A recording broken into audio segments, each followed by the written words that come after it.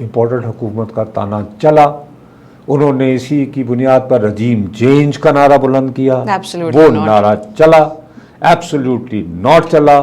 حقیقی آزادی کی جنگ چلی تو ان کا سیزن لگ گیا. جب وہ کچھ دن گزر گئے تو انہیں احساس ہوا کہ نہیں یار یہ مستقل ناراضگی، اور خاص طور پر بھئی بہت فنڈنگ آتی ہے وہاں سے، تو انہوں نے اسٹیٹمنٹ چینج کرنے کا سوچ لیا کچھ ٹائم بعد کہ بھئی اب ذرا بدلے کہانی، کیونکہ خاص طور پر ان کے جو وہاں پہ لوگ ہیں ان کو تو پھر مسئلہ ہوتا نا کہ اگر یہ فرض کریں وہاں سے ان کو ریگولرلی فنڈز بھیج رہے ہوتے تو وہ کہتے کہ صاحب ایک طرح تو وہ ہمارے خلاف وہ اینٹی امریکن ایکٹیویٹیز ایک باقاعدہ ایک لا ہے امریکہ کا.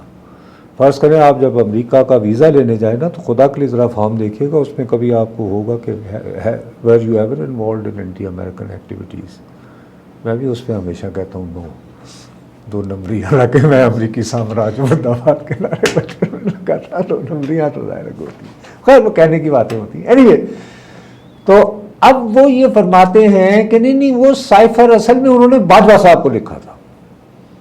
ارے بھائی اس ملک کا جو جی ایچ کیو ہے اس کے پینٹاگون کے ساتھ گہرے تعلقات، ماہی وے محبتاں سچیاں نے، یہ 1950 کی دہائی سے ہیں. پاکستان جو ہے وہ باقاعدہ U N CENTCOM, United States Central Command کا حصہ ہے، ایک اہم ترین. اور آپ کو یاد ہوگا یہاں پہ یو ایس وہ اس کے سینٹکوم کا سربراہ جب چاہے وہ اپنا جہاز لے کر یہاں اندر آتا ہے. فرض کریں کہ اس کو اگر باجوہ صاحب کو کہتا کہ ہٹاؤ یار انہیں، تو ایک تو انہیں جہاز بھی بھیجنے کی کیا ضرورت تھی؟ کیا امریکہ کا اب سیکیور فون نہیں رہا؟